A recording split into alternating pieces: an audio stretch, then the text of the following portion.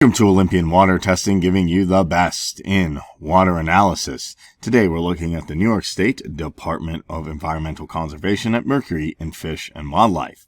So mercury is a naturally occurring toxic metal that has become an important environmental and human health concern.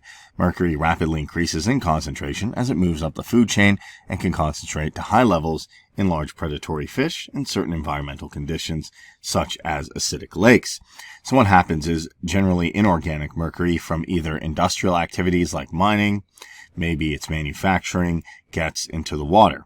Once that inorganic mercury gets into the water, it mixes with bacteria and becomes methyl mercury. It gets in plankton, which smaller fish eat.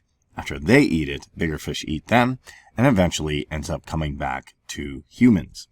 The Division of Fish, Wildlife, and Marine Resources is concerned about the impact of mercury on fish and wildlife and human consumers.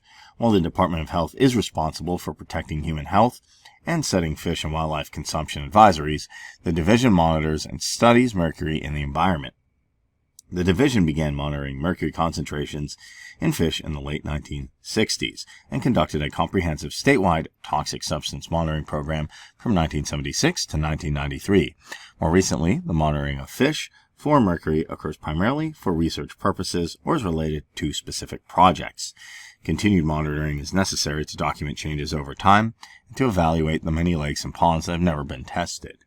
Also, recent research has expanded to include the monitoring of mercury in terrestrial animals, including birds, mammals, and invertebrates. The research is important for identifying areas where mercury deposition and accumulation is high and documenting potential impacts to wildlife populations. Over the last several years, a number of reports and publications on mercury in fish and wildlife in New York have been produced, and we can see them right here. The trends in mercury concentrations in New York State fish. You can also see assessing mercury in Delaware Croton and Upper Hudson watersheds right here.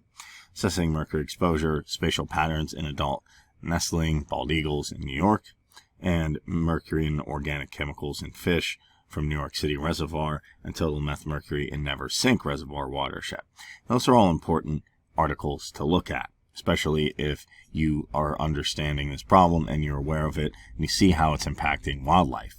Now, the strategic monitoring of mercury in New York State fish was a 4-year project to monitor mercury in walleye, largemouth basses from lakes, ponds, and it was large in part funded by New York State Energy. Also, they had publication for strategic monitoring in New York State fish and different publications here as well. So it's quite clear that this is an issue. More studies need to be done concerning mercury in fish and wildlife. And since this is an ongoing issue, that's why it's always a good idea to periodically test your water for any levels of mercury, especially if you're in these areas and looking at these studies.